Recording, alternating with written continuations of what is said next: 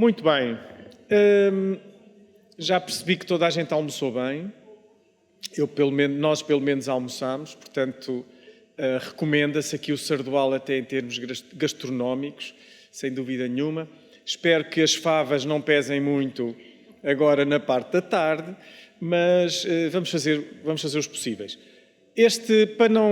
Para não acabarmos muito tarde, que hoje é sexta-feira e também queremos ir para as nossas casas e para as nossas famílias, vamos começar já e vamos começar por falar um pouco um assunto que não conseguimos fazer da parte da manhã, porque já estávamos muito em cima da hora do almoço, que tem a ver também com relatórios da avaliação externa, mas neste caso os relatórios dos exames do ensino secundário, a forma que nós podemos olhar para eles, é só números, mas os números também, e não é preciso espremer muito estes números, basta olhar bem para eles e perceber as mais-valias, as informações que aqueles números nos podem dar. Portanto, o António Pré, que já conhecem, vai fazer essa apresentação e depois a Paula Simões vai apresentar, ou vai falar-vos um pouco da parte mais conceptual das provas.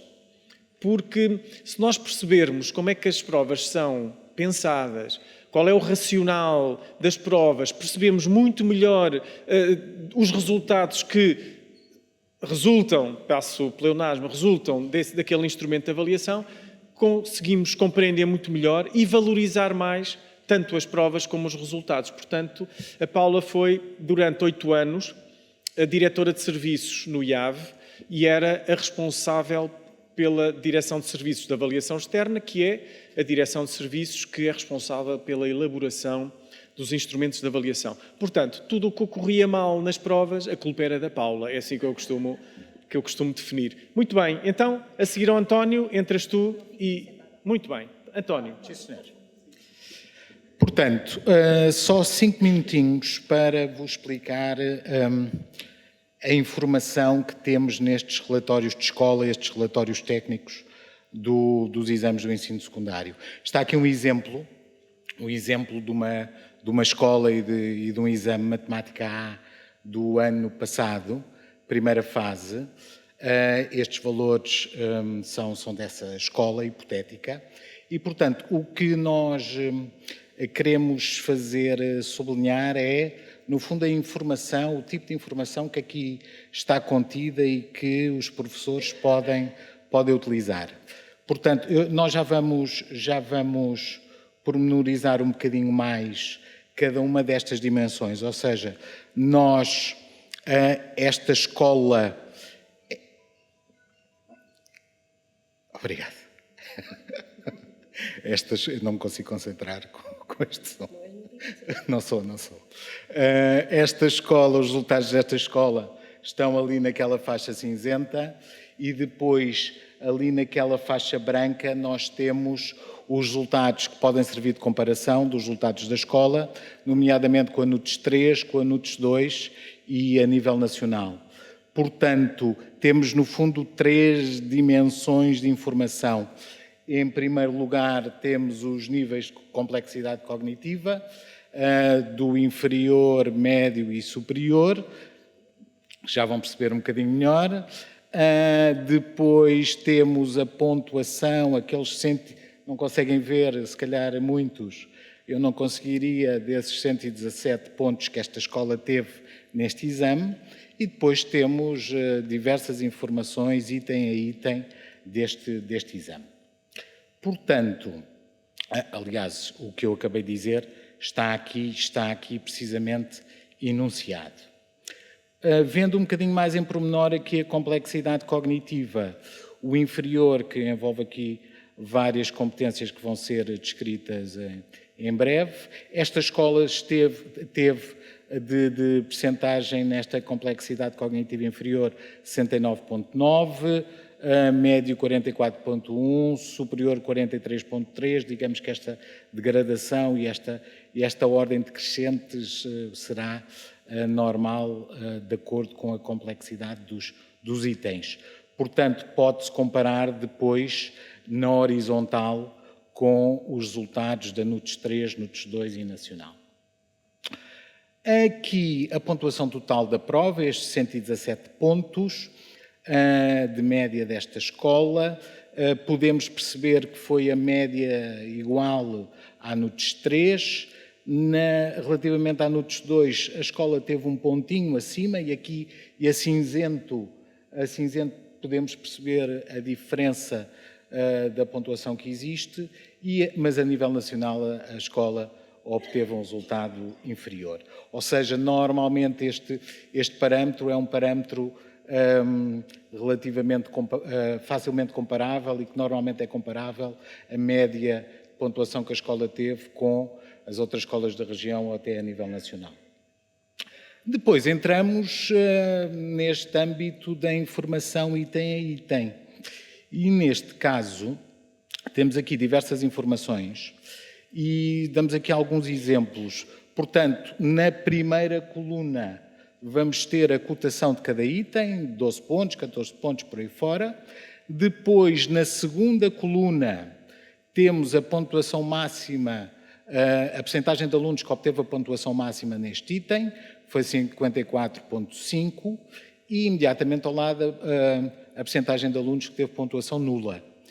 E, neste caso, verificamos que, se somarmos a percentagem de pontuação máxima com a pontuação nula, verificamos que dá os 100%, portanto, neste caso estamos na presença de um item dicotómico. Ou o aluno acerta por completo ou não acerta, não é? Temos aqui, depois, a última bolinha amarela, temos a taxa de acerto a este item, e na última coluna da zona cinzenta temos a percentagem de alunos que respondeu a este item. Portanto, este item era um item de classificação obrigatória. Podemos ver que, por exemplo, o 2.3 já não temos os 100% de alunos, ou seja, foi tido em conta só 77.4, portanto, este deveria ser um item não obrigatório de resposta. O que é que podemos ver mais? Podemos ver, por exemplo, neste 2.1, houve em 14 pontos de cotação deste item, a escola teve 9,9 de média, portanto uma percentagem de acerto de 70,5, e podemos então comparar com o que aconteceu na NUTES 2, NUTES 3 e Nacional. E esta simbologia do verde e do vermelho dá-nos indicação se a escola obteve uma média de acerto superior ou inferior relativamente a este comparativo. Neste caso, está tudo a vermelho, quer dizer que teve uma média inferior. A questão aqui é perceber se estes 70,5 é verdade que é inferior, mas não deixa de ser um 70,5. Portanto, se calhar temos que analisar isto um bocadinho com mais critério para perceber o que é que o vermelho e o verde nos podem dizer. Por exemplo, neste 3.2, no item 3.2, temos 53,9 de taxa de acerto. Portanto, surgem aqueles dois verdinhos relativamente à NUTES 2 e à NUTES 3, o vermelho relativamente à Nacional. Portanto, numa primeira leitura, até a escola pode estar satisfeita com estes resultados. Mas será que poderá ser mesmo assim? Será que, apesar de estarmos a verde, portanto, superior à NUTES 2 e NUTES 3, neste item, ficamos satisfeitos com o 53,9 de acerto, e relativamente ao item 2.1, em que estávamos a vermelho em todo o comparativo, 70,5 até uma taxa de sucesso relativamente grande. Portanto, temos que ver item a item, e é isso que trazemos agora, só para acabar esta minha explicação. Este 2.2, temos tudo a vermelho no comparativo, e o que é que temos que fazer? Temos que ir ver a prova, não é? Temos que ir ver a prova, este 2.2, este 2.2 do exame de matemática, a opção correta era a B. Eu sou de Biologia, não sou de Matemática, não vou explicar-vos aqui este item. Já me disseram alguns colegas de Matemática que dentro dos outros 3 distratores, o C é aquele em que os alunos poderiam cair mais facilmente na resposta, mas no fundo para que é que isto serve? Serve para nós percebermos qual é a tipologia de erro, ou seja, para nós adequarmos os alunos por alguma razão responderam a outras opções e, portanto, poderemos refletir sobre a forma como eles aprendem, neste caso este tema, mas poderíamos falar de outros itens desta prova ou de outra prova qualquer. Ou seja, para resumir, é só para sublinhar esta quantidade de informação que têm os relatórios técnicos, que vão continuar a existir e que podem ser aproveitados pela escola. Muito obrigado. PowerPoint. Isso mesmo. E agora a exibição. Por isto aqui, maior. Não, está por usar. Estávamos aqui a falar os dois em voz baixa, mas toda a gente ouvia, certo? Boa tarde. Are you there? É que depois do almoço isto é duro. Atenção, eu não quero que vocês se percam neste manancial todo de informação. Já agora deixem-me dizer que, antes de eu entrar naquilo que tenho para vos dizer hoje, complementar ainda um bocadinho mais do que aquilo que o António disse relativamente a este último item. Isto está mesmo fresquinho, porque é isso que eu estou neste momento a trabalhar com algumas pessoas que estão aqui nesta sala numa ação de formação que estamos a fazer sobre precisamente construção de instrumentos de avaliação e construção de itens, é que, e chamar-vos a atenção, falávamos disso ao almoço, da grande incompreensão relativamente aos itens de escolha múltipla em qualquer prova, mas nomeadamente nas provas de matemática. E quando nós pensamos que um item de escolha múltipla é apenas um item em que nós colocamos uma cruzinha na resposta correta, temos que pensar que na construção do item, se ele for bem feito,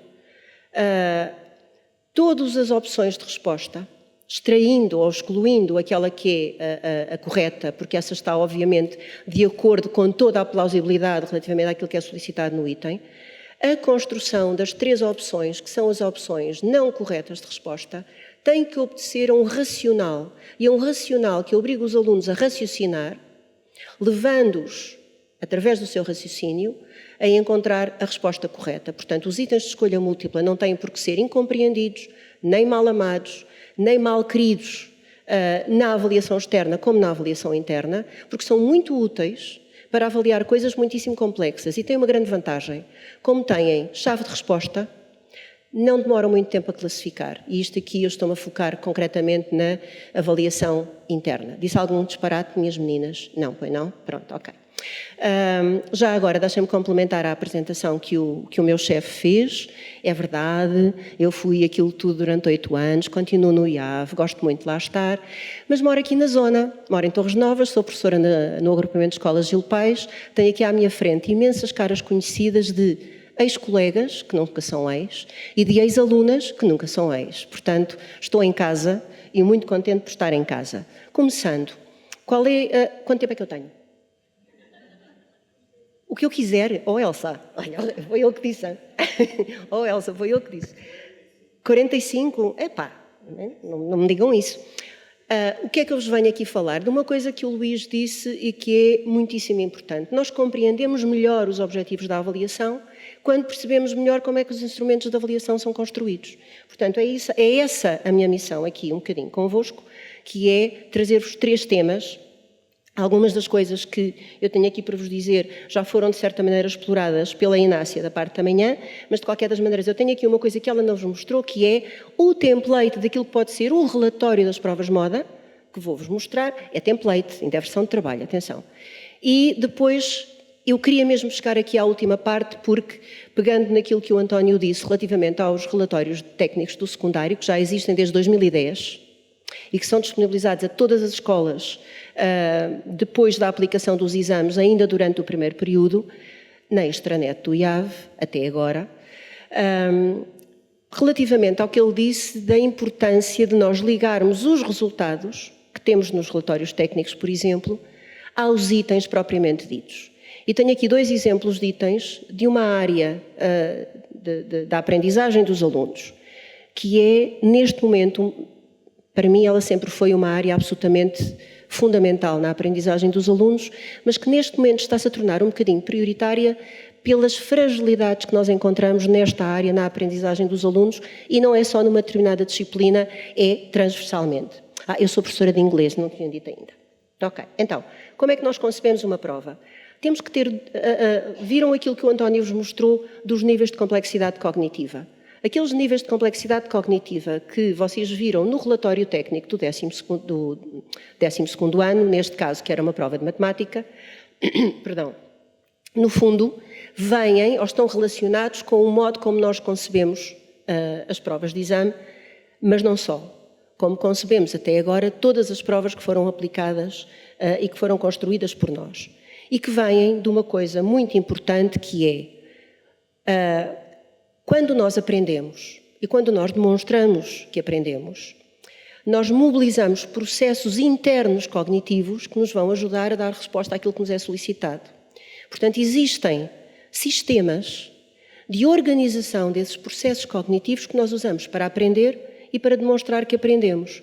E é com base nesses sistemas de processos cognitivos que nós temos que não só basear ou planificar o nosso processo de ensino-aprendizagem, mas depois também todos os processos de avaliação que implementamos com os nossos alunos, nomeadamente este que nos traz aqui, que é o processo de avaliação externa. E depois falar-vos da importância da matriz enquanto instrumento perfeitamente estruturante daquilo que é a construção e a concepção de um instrumento, e diria eu, estruturante naquilo que é ou que pode ser a planificação do processo de desenvolvimento curricular que estabelecemos na sala de aula. Portanto, vamos começar por um conceito de avaliação.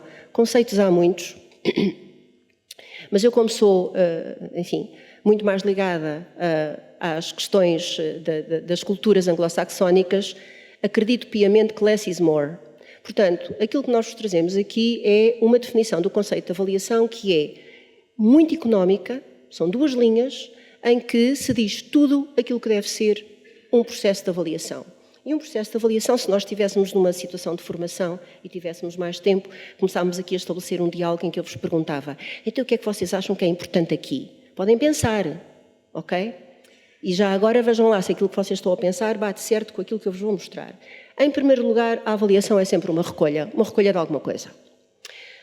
Recolhemos basicamente aquilo que nos permite depois tomar decisões, já estou a apontar um bocadinho para o fim porque não tenho muito tempo, relativamente àquilo que é a avaliação das aprendizagens dos nossos alunos. Portanto, o que é importante, sabendo nós que estamos a fazer uma recolha, é pensar que para essa recolha nós temos que usar instrumentos e técnicas de recolha da informação. E que as 2 coisas não são a mesma coisa. Uma coisa é um instrumento, outra coisa é uma técnica. Se eu quero, por exemplo, enfim, recolher qualquer coisa sobre as percepções dos meus alunos, ou se eu quero fazer uma sondagem, por exemplo, entre os meus alunos, saber quantos deles é que gostam mais de gelado de chocolate e quantos é que gostam mais de gelado de morango. Eu não vou fazer um teste. Provavelmente vou fazer um questionário e a técnica que eu estou a usar aqui é a técnica do questionário através de uma entrevista ou de um questionário escrito. Se eu quero avaliar conhecimentos e ter noção daquilo que é a aprendizagem dos meus alunos através dos conhecimentos que eles demonstram e das competências que eles desenvolveram, eu se calhar vou usar outra técnica, que é a técnica da testagem, e vou aplicar um teste.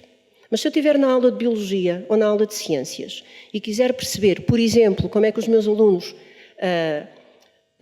qual foi o processo de acompanhamento ou qual foi o percurso deles, por exemplo, numa componente experimental. Se calhar, no final, o que eu lhes posso pedir é um relatório descritivo da experiência em que eles descrevem as fases da experiência, apresentam as hipóteses testadas e as conclusões do processo experimental. Portanto, aquilo que é o instrumento é uma coisa, está sempre associado a uma técnica, mas o que eu tenho de saber é eu escolho o instrumento e a técnica adequadamente de acordo com aquilo que eu quero recolher. E isto é algo relativamente ao qual eu não tenho opção. Ou seja, há coisas que eu posso recolher, só posso recolher com teste, há coisas que eu não posso de maneira nenhuma recolher com teste. Não diabolizando o teste, não é isso que estamos aqui a fazer, eu nunca o fiz, O teste é um belíssimo instrumento, mas não serve para tudo. O relatório é um belíssimo instrumento que não serve para tudo. A técnica do questionário, ou o questionário, ou a entrevista, ou uma lista de verificação, são ótimos, mas não servem para tudo.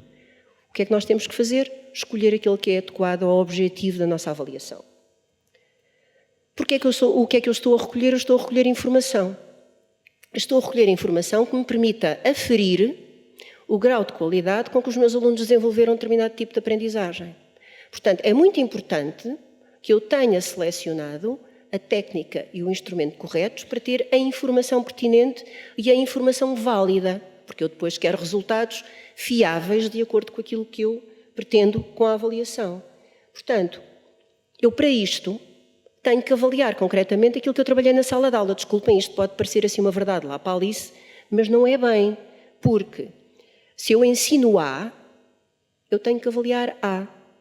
Não posso avaliar B, e mais do que isso, não posso ter um instrumento em que, tendo ensinado A, pretenda avaliar A, B, C e D tudo ao mesmo tempo. Isto quer dizer o quê?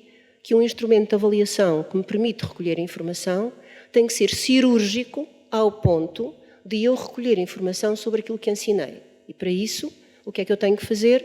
Ter muito presente e saber muito bem definir o objeto da avaliação, que foi o meu trabalho de desenvolvimento curricular com os meus alunos. Ao fim de um módulo de ensino, de uma unidade, de um semestre, de um período em avaliação, eu tenho que saber o que é que ensinei e é precisamente aí que eu me vou focar e não noutra coisa qualquer. Porque eu tenho que formular um juízo de valor. Avaliar é isso mesmo, é valorar, não é valorizar. Isso é outra coisa. É valorar, atribuir um valor à aprendizagem dos meus alunos. Ora, quando eu preciso, de facto, de atribuir esse valor, de formular um juízo que é de natureza intrinsecamente humana, relativamente àquilo que eu acho, que é a minha opinião, que é a qualidade da aprendizagem dos meus alunos, eu não posso fazê-lo, desculpem a expressão, a olhómetro. Eu preciso ter alguma coisa que fundamente o meu juízo. Para tal, em conjunto, e eu já vos vou explicar como é que isto funciona em conjunto com a decisão sobre a técnica e o instrumento, sobre o objeto da avaliação, eu tenho que construir ao mesmo tempo algo que me permita fazer interpretações e inferências sobre a aprendizagem dos meus alunos que sejam válidas porque são fundamentadas. Eu costumo dizer que nós podemos ter opiniões, mas as nossas opiniões só são válidas quando nós somos capazes de as fundamentar. Opiniões só por si todos temos. Nós vivemos na terra do achómetro. Todos achamos qualquer coisa. Mas eu tenho que achar fundamentado em alguma coisa porque tenho que tomar uma decisão no fim. E essa decisão é muito importante. E isto prende-se com uma dimensão ética da avaliação, que é qual é o impacto que o juízo de valor que eu estou a fazer tem naquilo que é a pessoa que vai ser o destinatário desse juízo de valor. E eu sei que tenho aqui antigas alunas minhas e que tenho colegas que me conhecem e sabem como isso foi sempre muito importante, e é muito importante quando nós estamos a trabalhar com os nossos alunos na sala de aula. A avaliação tem que ser aquele momento em que a informação sobre o valor que nós atribuímos à aprendizagem tem que ser percepcionado como justo e como equitativo. De outra maneira, nós temos um problema ético no impacto daquilo que formulamos com os nossos alunos. E então eu preciso de critérios. E os critérios não são assim só uma coisa que a gente constrói. Os critérios são aquilo que nos permite dar validade ao instrumento que nós construímos. Porque se nós temos um instrumento de avaliação muito bem construído e depois os critérios não estão alinhados com aquilo que eu quero avaliar, já estou a ouvir ali umas cabecinhas a dizer que sim, foi o tema da nossa última sessão, certo? Pois. Eu não consigo identificar informação pertinente que me vá permitir fazer o quê? Tomar uma decisão. E essa tomada de decisão tem a ver com aquilo que é a finalidade da avaliação. Na avaliação interna, eu tenho várias finalidades. Posso ter uma finalidade formativa, mas também pode ser uma finalidade sumativa. E na avaliação externa também. Eu não tenho que ter exclusivamente finalidades sumativas na avaliação externa. Quando eu devolvo informação, eu devolvo-a sempre com uma intenção formativa de ajudar o sistema a perceber quais são as fragilidades e ajudar quem trabalha no terreno a perceber melhor quais as fragilidades e como é que as pode minorar e ajudar a melhorar a aprendizagem dos alunos. Portanto, com base nisto, o que é que eu tenho que fazer? Eu tenho que fazer uma escolha sobre o tal sistema de processos cognitivos que estão subjacentes à aprendizagem e que vão ser também solicitados, cuja mobilização vai ser solicitada quando eu estou em presença de um instrumento de avaliação, qualquer que seja, um teste, um relatório, um trabalho de projeto, o que vocês quiserem. Nós estamos constantemente, quando solicitamos devolução de aprendizagem, nós estamos constantemente a pedir aos nossos alunos que mobilizem processos internos cognitivos que os ajudam a dar resposta àquilo que lhes está a ser solicitado. E para isso nós temos as taxonomias. E eu trago aqui a definição de uma taxonomia na perspectiva educacional, sabendo que, e muitos colegas de biologia que estão aqui sabem isso melhor que eu, que a taxonomia é um termo que vem das ciências e que foi, em primeiro lugar, utilizado para ajudar a definir classificações de seres vivos, de sistemas, de coisas muito relacionadas com as ciências. Na parte que nos interessa aqui, que é a perspectiva educacional, uma taxonomia é sempre um sistema de modelos hierárquicos, ou não, como já vão ver, que se utiliza para fazer o quê? Para classificar objetivos de aprendizagem enquadrados em níveis de complexidade que eu previamente estabeleço. Portanto, eu vou construir um instrumento de avaliação e vou pensar, ok, eu vou ter que ter coisas muito elementares, vou ter coisas já de complexidade média e vou ter que ter coisas um bocadinho mais complexas porque eu quero equilibrar aquilo que é a resposta dos meus alunos e aquilo que eles vão ser capazes de dar. E para isso, eu vou-me servir de uma taxonomia que me interessa. Nós temos dois tipos de taxonomia neste momento na educação. Temos uma que é matricial. Todos nós trabalhamos com esta taxonomia quando começámos a aprender a dar aulas, que é a taxonomia de um senhor chamado Bloom, que em 1956, ele era psicólogo da educação, concebeu um sistema de atividades do domínio cognitivo para ajudar os professores no terreno a melhor definirem os seus objetivos de aprendizagem e a organizar hierarquicamente os seus objetivos de aprendizagem. Todos nós aprendemos assim.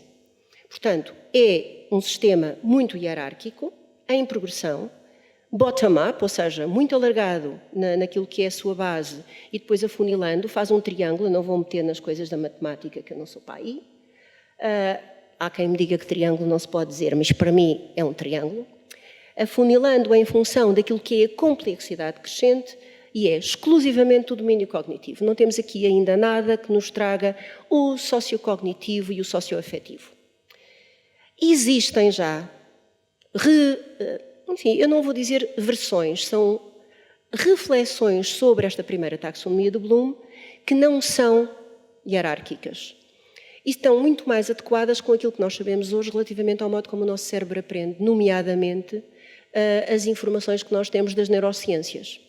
E aquilo que as neurociências nos dizem hoje, não em 56, mas hoje, é que o nosso cérebro não aprende em progressãozinha escadinha.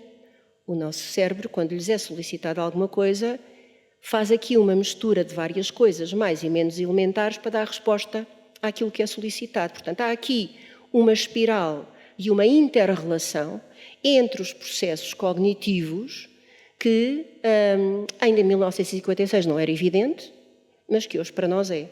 Isso para vos dizer o quê?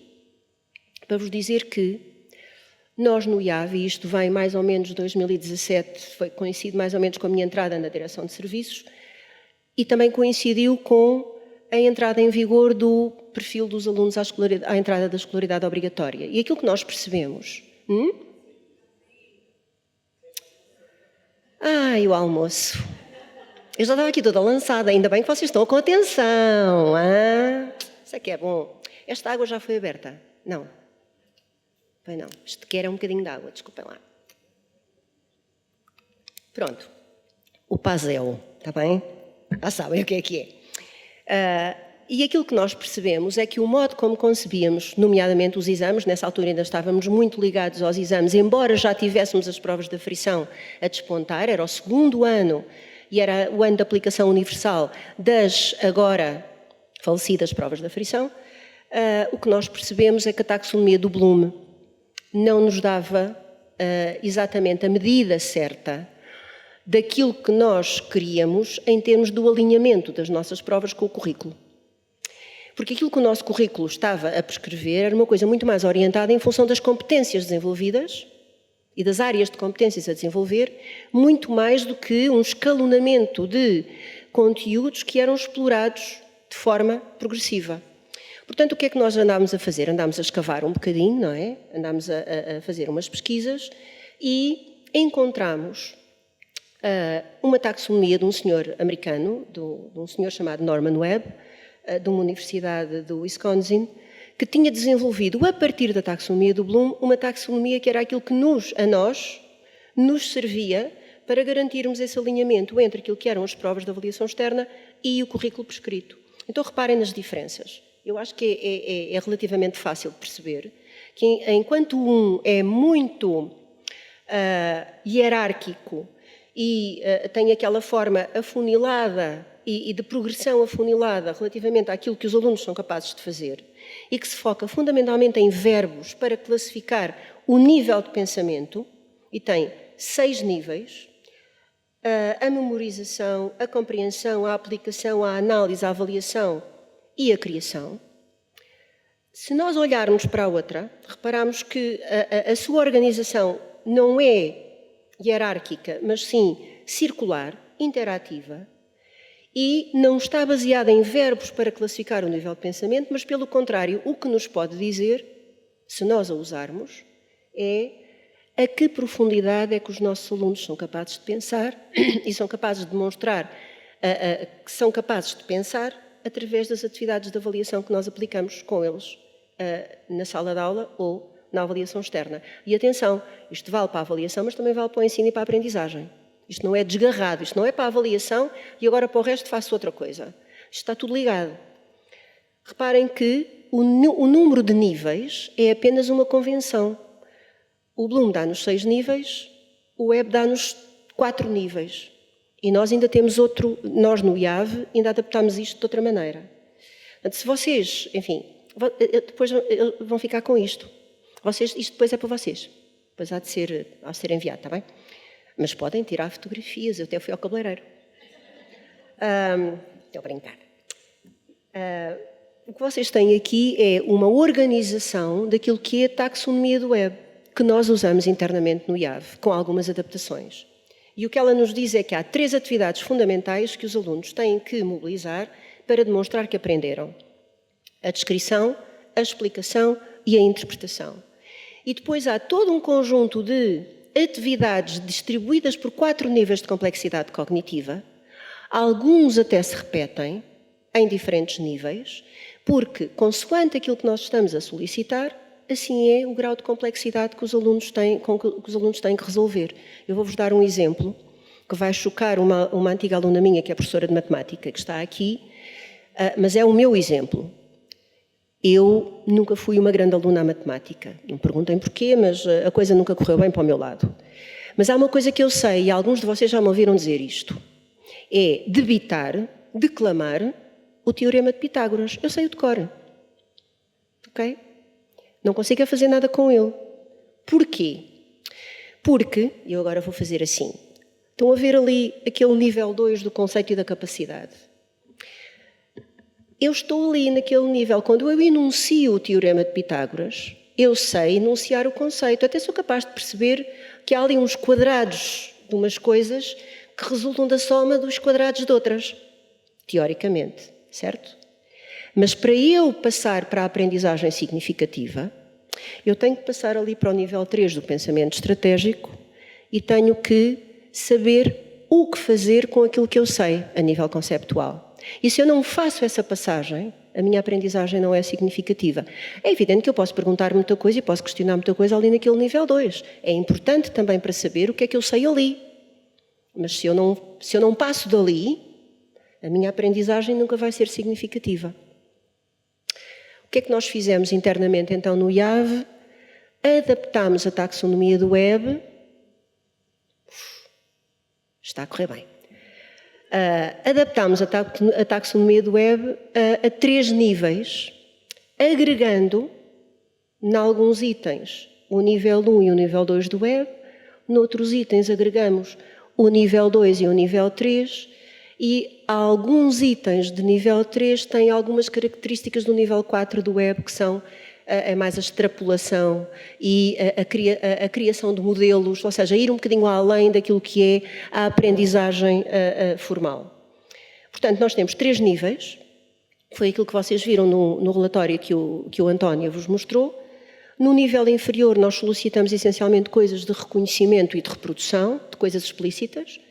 No nível médio, solicitamos coisas mais ao nível da interpretação e da aplicação, mas ainda razoavelmente rotineiras. No nível 3, que é o nível superior, aí sim solicitamos raciocínio, extrapolação, criação, análise, pensamento estratégico, claramente. O que é que eu tenho aqui para vos mostrar? Então, é exatamente aquilo que nós não fazemos no IAV. Esta matriz, que é um desenho conceptual de uma matriz, que é para onde nós vamos depois disto, depois de termos estabelecido isto, então nós vamos usar isto para construir as nossas matrizes. Eu tenho aqui isto precisamente para vos dizer que não é assim que nós trabalhamos no IAV. Ou seja, os nossos instrumentos de avaliação e as matrizes que os sustentam, eu acho que vocês conseguem perceber porque é que nós não devolvemos matrizes nem divulgamos matrizes, porque isso seria condicionar até o objeto de avaliação e de aprendizagem na sala de aula e a toda a gente trabalhar para a matriz. E o instrumento de avaliação não avalia tudo aquilo que os alunos têm que saber. Portanto, temos muito mais que fazer do que trabalhar exclusivamente para aquilo que vai ser avaliado no instrumento de avaliação externa. Isto é aquilo que a gente não faz. Ter muitos itens de uma base muito alargada e de uma dificuldade, enfim, inferior, ou por outro lado, de uma complexidade inferior, e depois vamos afunilando os tais níveis de complexidade cognitiva do nível inferior para o nível superior. Porque isto não está de acordo com isto.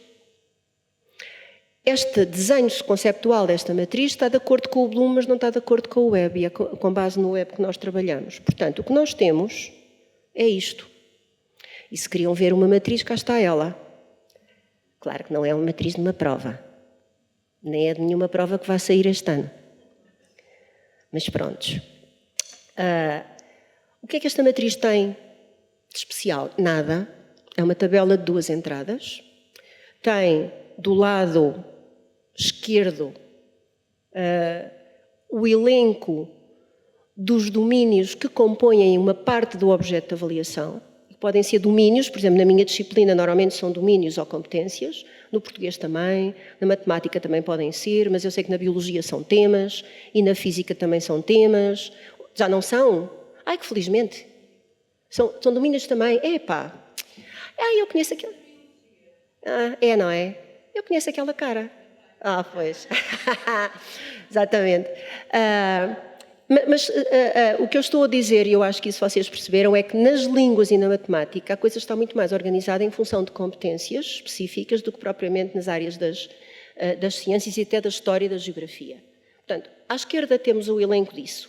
Depois, lá em cima, na horizontal, temos os tais 3 níveis de complexidade cognitiva que nos vão ajudar a organizar a complexidade da prova. E depois temos que ter o quê? E isto é um conjunto, é uma mistura entre uma matriz geral e uma matriz específica. Temos que identificar o quê? Temos que identificar naquelas célulazinhas o número de itens que vamos escrever e que vamos construir para cada um daqueles domínios e cada um daqueles níveis, porque isso vai nos dar a justa medida do peso que cada nível e que cada domínio vai ter na prova. Que é para eu saber, quando estou a devolver resultados, o que é que eu estou a devolver. Porque se eu não tenho esta orientação, entendam a matriz como uma carta de navegação daquilo que é o processo de avaliação com os meus alunos. Eu, quando olho para a matriz, eu consigo identificar qual é o objeto de avaliação, o que é que eu estou a avaliar, com que peso e o que é que eu estou a valorizar. Porque depois vou ter que dar informação sobre isso. Outra coisa muito importante é o equilíbrio entre os domínios em avaliação e os níveis de complexidade cognitiva. Se eu tenho a coisa desequilibrada, eu tenho provas mais complexas em que muito poucos alunos vão poder demonstrar verdadeiramente o que sabem, e se eu tenho a coisa muito encostada ao lado esquerdo, muito elementar, então aí eu também não vou ser capaz de distinguir entre a aprendizagem dos alunos, porque é tão elementar que todos eles vão conseguir fazer e eu não vou ser capaz de perceber quem é que sabe mais ou menos sobre uma coisa ou outra. Portanto, este equilíbrio é importante. Essa distribuição que vocês aí têm, os 33% para o nível inferior, os 38% para o nível médio e os 29% para o nível superior, podia ser outra qualquer. Tinha que ser equilibrada. E nunca um peso exagerado ou mais peso em qualquer dos extremos. Que tipo de atividades, então, é que eu posso solicitar nestes 3 níveis? No nível inferior, por exemplo, o reconhecimento de elementos numa história, uma coisa explícita. Ou, se eu estiver na matemática, a solicitação de cálculos elementares. Ou na geografia, ou noutra disciplina, na história, por exemplo, a localização de elementos no mapa. Embora isto já não seja muito fácil, porque tem a ver com questões de aprendizagem espacial, que me parece que já não é assim, parece que tão elementar para os nossos alunos, dizem os colegas de Geografia e de História. No nível médio, justificação de ideias, aplicações de conceitos a novos contextos, que é o meu problema do Teorema de Pitágoras, como perceberam, ou organizar e representar dados, por exemplo, descrever uma relação de causa e efeito.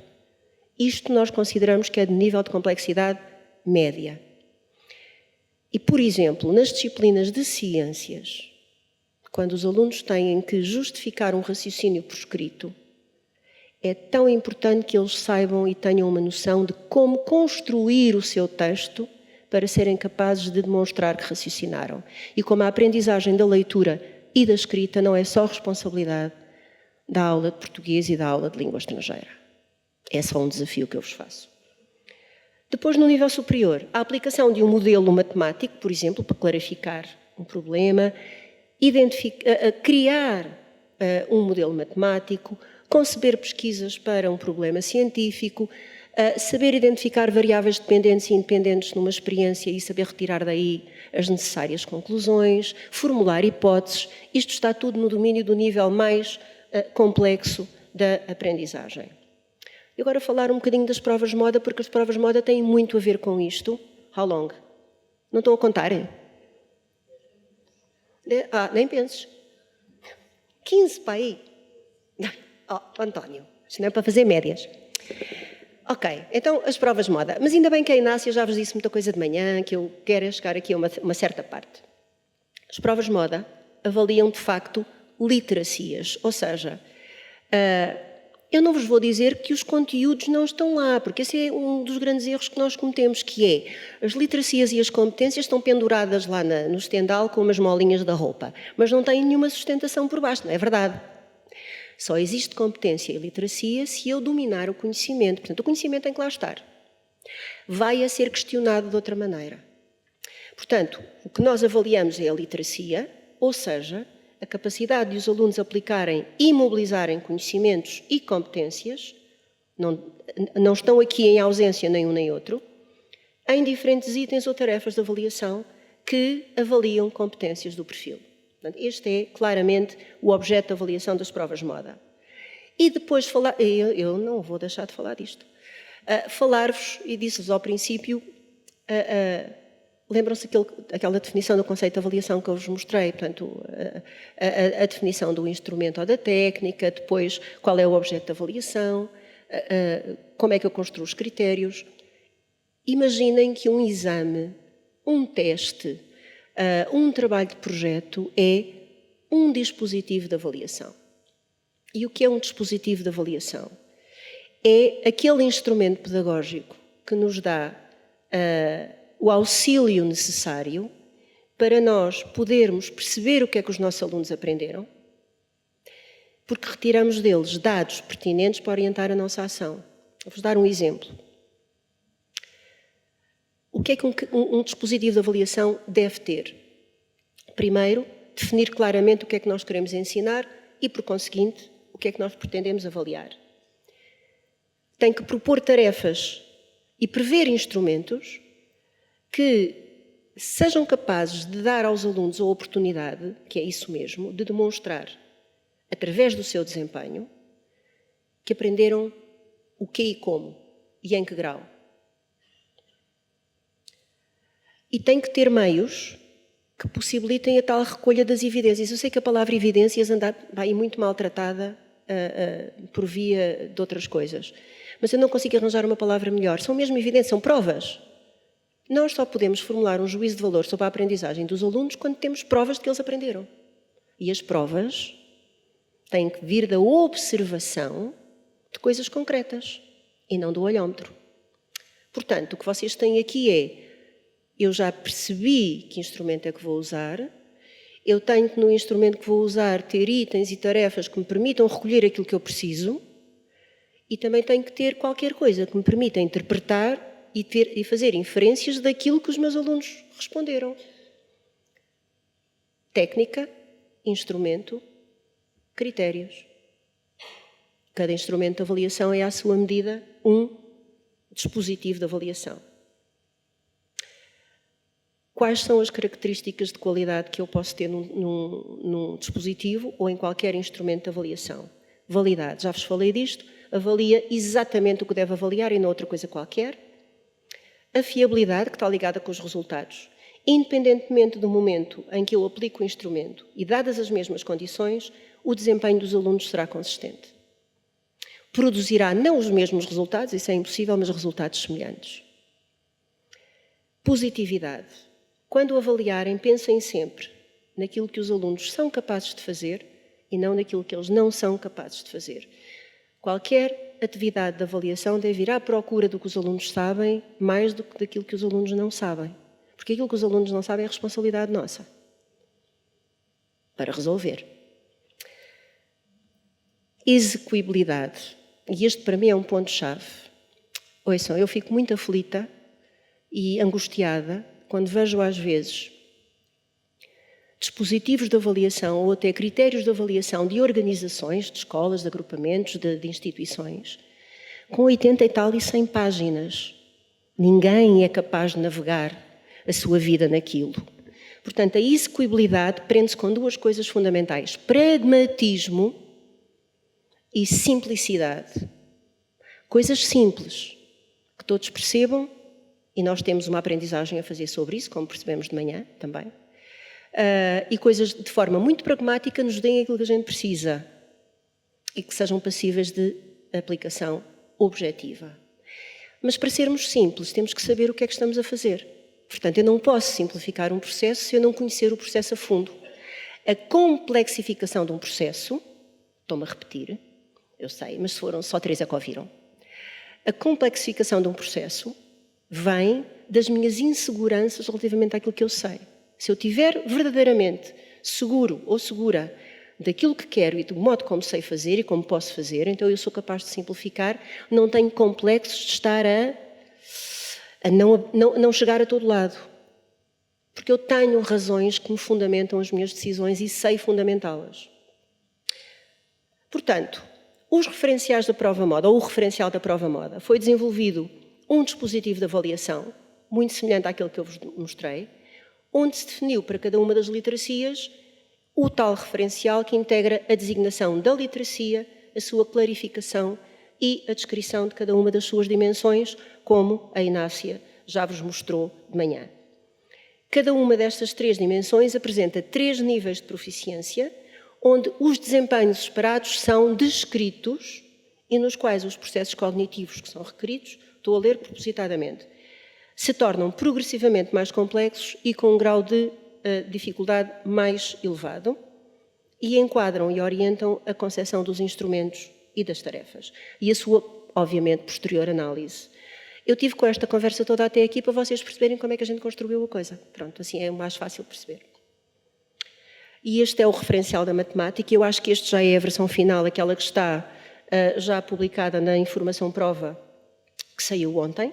E relativamente à literacia matemática, não vou aprofundar muito mais, mas o que vocês têm são indicadores de desempenho, analisar e mobilizar informação, formular matematicamente e resolver situações de problema. Isto são os indicadores de desempenho E depois temos duas grandes dimensões, a dimensão do raciocínio e da comunicação e a dimensão da resolução de problemas, cada uma destas dimensões descritas, e depois, para cada uma das dimensões, a existência de 3 níveis com a descrição do desempenho esperado em cada um destes 3 níveis, desde o nível mais elementar, digamos assim, da mera identificação de informação expressa numa representação matemática, até ao nível 3, mais complexo, de análise e mobilização de informação, porque já não é só identificação. Eu já não sei só enunciar o conceito, eu sei fazer qualquer coisa com ele.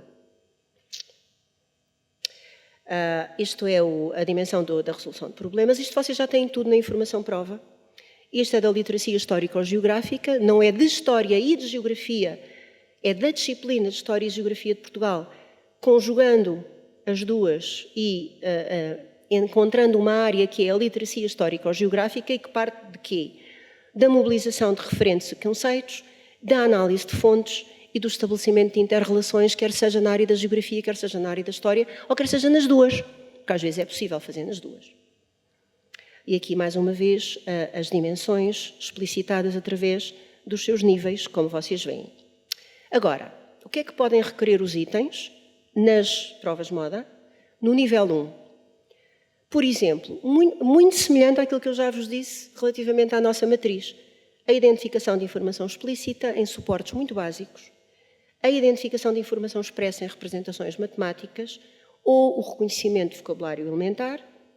No nível 2, interpretar informação, compreender uma pesquisa, compreender um fenómeno, interpretar informação em representações matemáticas, produzir raciocínio matemático. E no nível 3, formular conclusões, analisar criticamente, analisar e mobilizar informação em representações menos rotineiras para produzir e comunicar raciocínios matemáticos. Portanto, não é só calcular, é fazer mais qualquer coisa para além do cálculo. Assim, olha, eu calculei e fiz desta maneira e sou capaz de explicar porque é que fiz e como é que fiz. Estes referenciais, o que é que eles pretendem ser? Um instrumento que possibilita a implementação em sala de aula das orientações que constam nos documentos curriculares, como vocês sabem. Agora, queria-vos mostrar então estes 2 itens que tenho aqui e depois mostro o relatório e terminei, que eu portei-me bem. Leitura, que é a competência construtora de qualquer aprendizagem e é neste momento uma das áreas mais complicadas em termos da aprendizagem dos nossos alunos, porque é aquilo que permite a todos compreender o que é que têm que fazer quando estão em presença de uma situação de avaliação ou de uma situação de aprendizagem. Quem não sabe ler, não sabe interpretar, não sabe compreender. Eu não estou a falar da leitura funcional.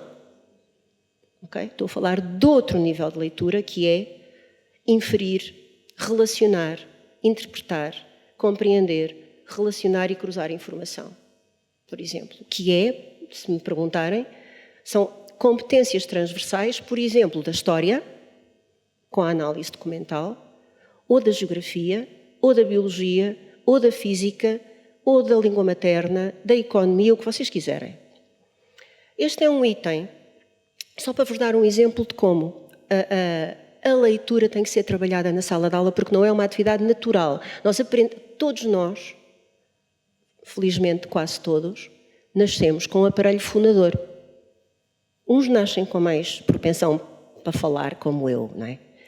Mas quando a gente nasce com o aparelho fonador, nós somos capazes de aprender e emitir linguagem, e isso é uma aprendizagem natural, é inato. A leitura não é. A leitura e a escrita são atividades que não são naturais. São construções, são construtos humanos que têm que ser ensinados. Portanto, quando eu ensino a ler, eu tenho que fazer mais do que ensinar a juntar letras. Este é um item de uma prova nossa de aferição do 5º ano, de português, de 2021, e é um item que pede uma ordenação. E quando há uma ordenação, nós pedimos sempre de acordo com um critério, não é? Há sempre um critério para ordenar. Neste caso, o critério é uma ordem cronológica dos acontecimentos neste texto, que é um texto muito bonito do António Sérgio, com um tema clássico da viagem dos argonautas até à Cólquida.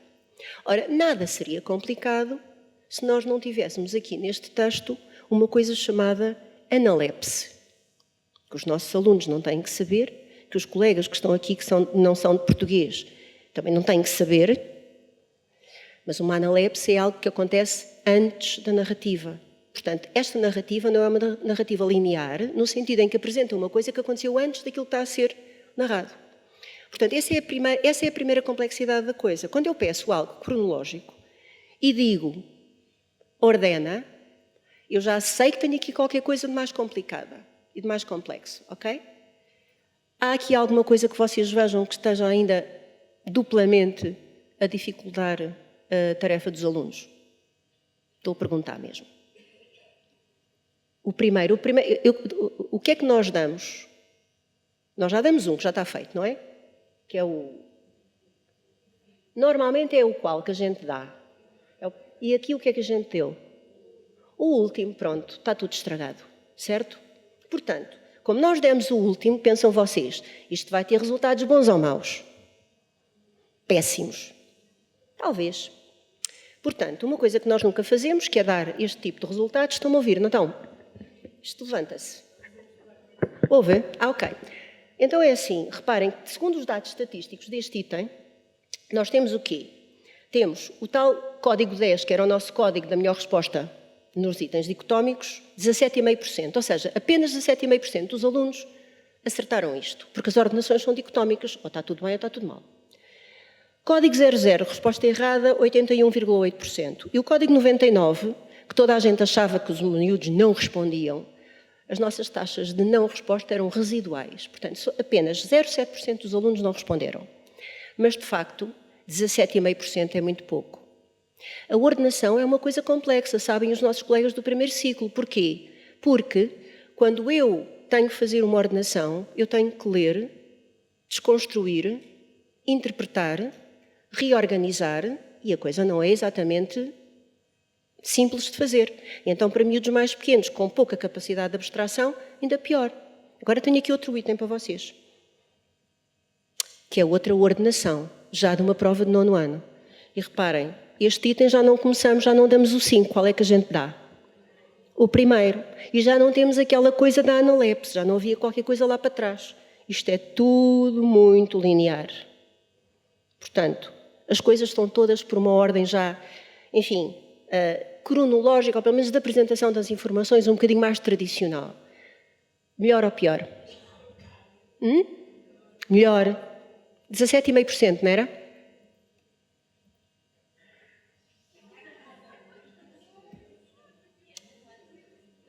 Ou seja, reparem, nós sabemos, e trouxemos estes dois itens propositadamente, sabemos que isto encerra alguma complexidade. Agora, os miúdos aprendem isto sozinhos? Não. Isto é algo que tem que ser trabalhado com eles na sala de aula. E começa na sala de aula do pré-escolar. Eu sei que não tenho aqui colegas do pré-escolar com muita... já gosto de si. Mas é no pré-escolar que isto começa, olha, a construir... Primeiro ciclo, como é que eu consigo aprender estas coisas? A construir puzzles de palavras, por exemplo. A língua estrangeira é uma didática fabulosa para estas brincadeiras. Como ninguém nos leva a sério, porque não somos a língua materna, a gente pode fazer estas coisas. Ninguém leva a mal. Mas é muito útil para aprender estas coisas. Portanto, isto era aquilo que eu tinha para vos mostrar, mas agora o que eu tenho mesmo de vos mostrar é o tal coisa do relatório e com isso termino. Deixa-me cá ver. Porque, e é verdade, os nossos relatórios até aqui eram um bocadinho complexos, temos consciência disso, mas também o objetivo das provas era outro. Este é, enfim, pode ser o aspecto que o novo relatório das provas de moda poderá ter. E reparem, isto é muito mais simples. Porquê? Porque aquilo que nós vamos dar, e reparem que isto ainda está tudo em latim, nós ainda não traduzimos. O que nós vamos fazer logo na página de entrada é explicitar os objetivos das provas de moda, porque isto também é para os pais, este sim também é para os pais, fazer um pequeno guião de leitura do relatório, portanto, ali dizer em meia dúzia de linhas como é que o relatório pode ser lido e depois, de forma ordenada, posicionar o aluno, e isto pode ser um relatório do 4º ano, embora seja ali 2º ano, está enganado, será um relatório do 4º ano, posicionar o aluno relativamente àquilo que obteve na prova de português, na prova de literacia de português, de literacia de matemática, ponto, já sabem, e matemática só estudo meio, não há, é só matemática. E inglês. Portanto, aquelas bolinhas são muito visuais. A nossa preocupação foi tornar o relatório o mais visual possível, sem descurar a parte da informação que é absolutamente fundamental. Esta é a primeira página. Temos ainda depois outra página, ou tantas quantas sejam necessárias, que eu acho que ele vai abrir, exatamente, que é a página seguinte e seguintes, em que fazemos o quê? Mostramos o quê? Reparem que tem 3 separadores. Este é o separador da disciplina de português e vamos ter ali uma escala de níveis de desempenho com a indicação, o posicionamento do aluno da escola e do nacional, para haver uma possibilidade de placement do aluno naquilo que é a sua realidade mais comparável. E depois, em baixo, vamos ter as dimensões e os domínios, que também ainda estão em latim. E ao lado, os pontos que o aluno obteve, que a escola obteve em média e que o nacional obteve nesta dimensão específica, porque depois existem as outras. Esta é uma dimensão, esta é outra dimensão. Portanto, nesta página vamos ter o português. No outro separador vamos ter a matemática, neste caso, e nós ainda não estamos muito certos se vamos fazer a apresentação da escala de níveis de desempenho, como ela está aqui, com aquelas setinhas e com aquelas barras a verde, ou com esta escala de níveis e com aquelas barrazinhas e com as... A primeira, gostam mais da primeira? Olha, técnica do inquérito. Primeiro...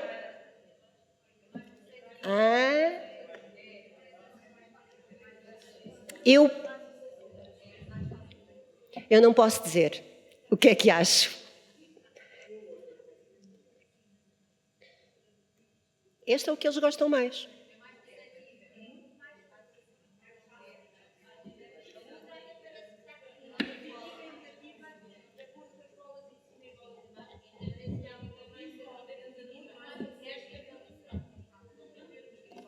Eu não vou comentar. Não posso. Não vou comentar. Não posso. Então, vocês é que estão para aí a dizer coisas. Estão aí a inferir. Aprenderam muito bem a leitura. Pois, claro. Mas atenção. Pode não ser, já perceberam, não é? Porque, assim, mais uma vez, isto não depende só da nossa opinião. Depende de um conjunto e de uma reflexão em conjunto de quem está a trabalhar nestas coisas relativamente àquilo que é mais eficaz. O que vocês nos... Eu, o Dr. Luís, o António, a Inácia, a Elsa, levamos todos. Não importa nada. Mas estão a ver, foi a primeira vez que eu tive uma reação destas. Ainda não tínhamos tido uma reação assim. Pois não, mas só tínhamos mostrado uma vez. Prontos. Mas de qualquer das maneiras percebemos. Ok, e Elsa, eu acho que não me atrasei muito, mas pronto. Eu acho que já terminei. Deixem-me só mostrar-vos uma coisa muito rapidamente. Desculpem lá, mas tem que ser. IAV, isto tem internet, não tem? É só para vocês saberem onde é que está.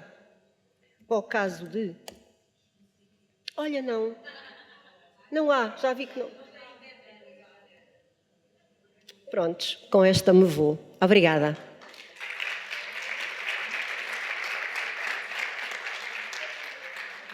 Vou cá tirar.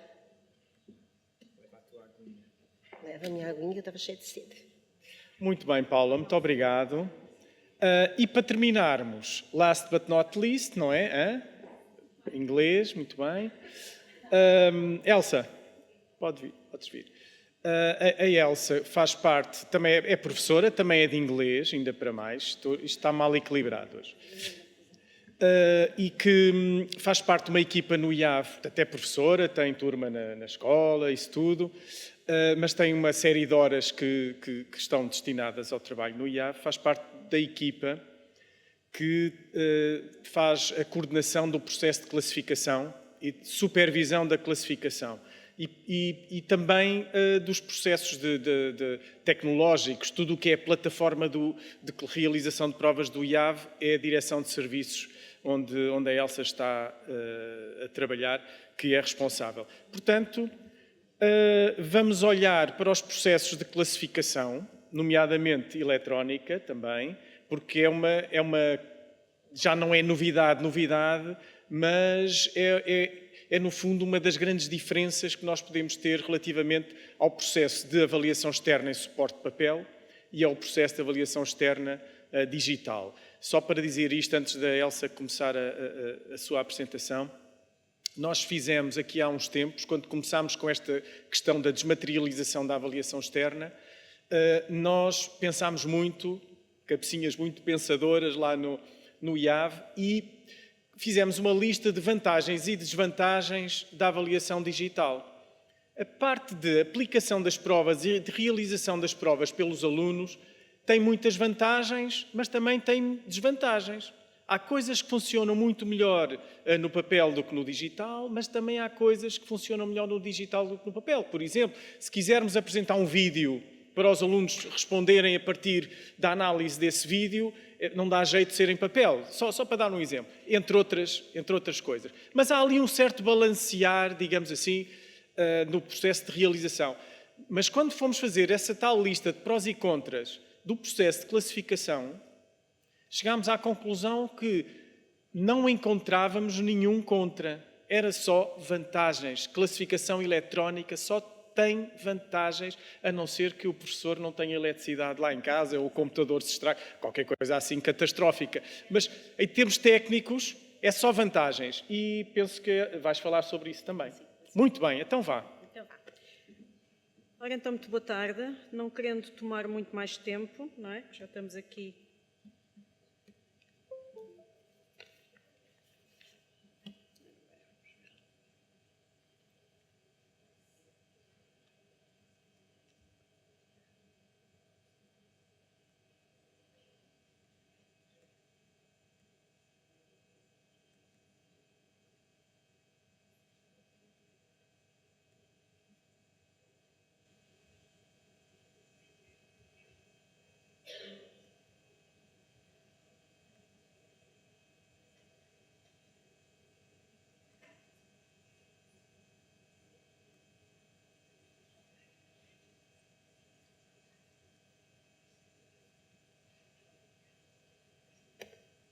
Ora bem, então,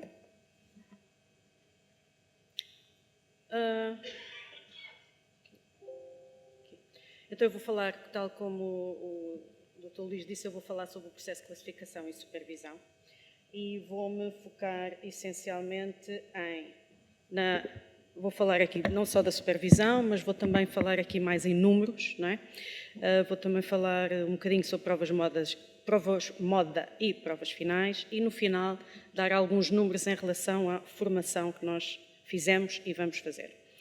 Ora bem, então, o que é a supervisão da classificação? A supervisão da classificação consiste em acompanhar o processo de classificação de itens ou provas de avaliação externa e, obviamente, este é um processo que inicia muito antes da realização das provas e que exige a escolha das equipas de trabalho.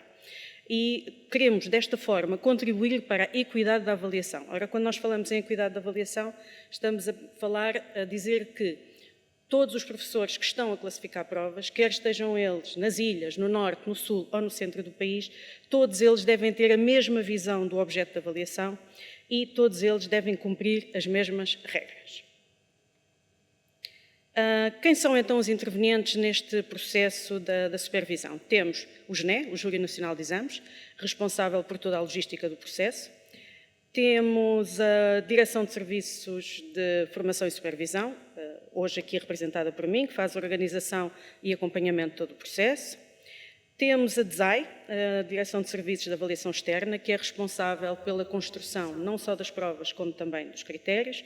E depois temos equipas IAV, que vão ser um interlocutor-chave na aplicação dos critérios e que lidam diretamente com supervisores e classificadores este ano nos exames do ensino secundário e em relação a provas moda e às provas finais do ensino básico, este ano temos um novo interveniente, que são os avaliadores. Estes avaliadores vão ser especialistas em itens e vão assegurar vão assegurar, como vamos ter provas que não são públicas, não é? Temos as provas moda e as provas finais que não são públicas e eles vão assegurar que nem toda a gente, que não se possa, que seja um grupo restrito de professores que vai ter acesso a estas provas, que é importante, já que as provas são não públicas. Ora bem, neste processo, como em todos os processos, temos sempre um antes, um durante e um após. No antes, a organização, no durante temos a identificação e a resolução de problemas e no após toda a análise. E então, como é que isto vai funcionar? Nós, antes de todo o processo começar, temos que determinar e convidar o número de supervisores e avaliadores que vão ser necessários para todo o processo. Temos que organizar todo o processo de monitorização e isto envolve, por exemplo, também criar as salas na plataforma de classificação e supervisão.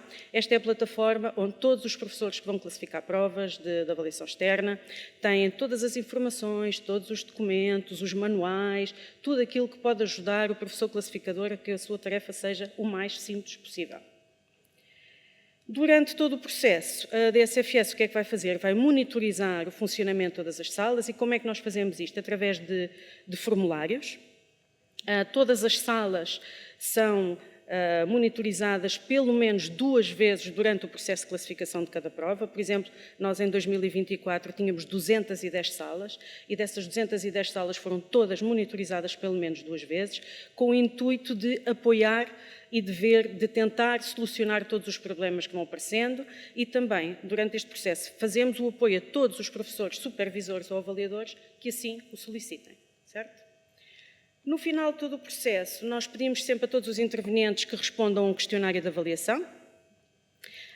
Questionários esses que são para nós muito importantes, porque são esses questionários que nos vão permitir a correção de situações em situações futuras e que nos dão a oportunidade de fazer melhorias no processo da supervisão da classificação.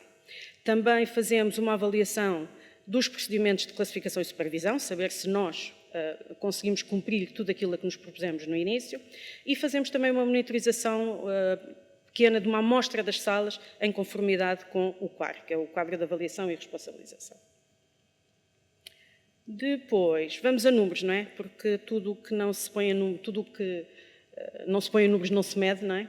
Então temos sempre números. Eu vou-vos aqui apresentar alguns números em relação ao ano letivo passado, em relação a 2024. Então é assim, o ano passado, em 2024, nas únicas provas que nós tivemos em formato digital foram as provas da frição. E então nós tivemos 409.742 provas da frição realizadas e estas provas significam que tivemos praticamente 9 milhões de itens realizados. Destes 9 milhões de itens, nós temos mais de 7 milhões e 600 mil que foram itens de seleção e que foram classificados automaticamente e temos cerca de 1.300.000 que foram itens de construção classificados manualmente. Ou seja, temos 85% corrigidos automaticamente e apenas 15% corrigidos manualmente. Ora, isto, olhando para estes números, o que é que nós podemos inferir imediatamente? Que temos então um volume de trabalho muito menor para os professores classificadores e, logo, são precisos muito menos classificadores para fazer todo este processo, não é? Ou seja, vamos devolver professores às escolas. Conseguimos, com as provas digitais, devolver professores às escolas. Esta diminuição do número de professores classificadores nas provas digitais vê-se bem aqui neste número de professores classificadores que nós tínhamos em 2022, cerca de 12 mil, comparativamente ao ano 2024, em que tivemos menos de 6 mil. Conseguimos reduzir a menos de metade os professores em 2 anos. Este ano ainda vamos ter uma redução maior, porque, tal como eu disse há alguns slides anteriores, eu falei nos novos intervenientes no processo, que são os professores avaliadores, e devido às provas serem não públicas, vai ser um grupo muito restrito. Portanto, como aqui temos 5.700 classificadores e vamos ter muito menos avaliadores este ano, em 2025. Posso-vos dizer que vamos ter cerca de 50 por prova a nível nacional. Portanto, é realmente uma grande diminuição do número de professores que vão estar com esta tarefa. Ainda em relação ao ano passado, digo-vos que cada professor, nas provas de aferição, classificou uma média de 229 itens, o que, se nós pensarmos que cada prova é composta por 20, 21, 22 itens, será o equivalente a mais ou menos 12 provas. E, comparativamente ao tempo das provas de aferição em papel, eu não me lembro, eu também classifiquei, não me lembro nunca de nenhum professor ter só recebido 12 provas para classificar. O número foi sempre muito superior a este. Portanto, novamente, temos professores devolvidos às escolas. Aqui também temos o número de supervisores no processo de classificação que foi utilizado para as provas de aferição, foi de 150, número esse que este ano nem sequer vai existir.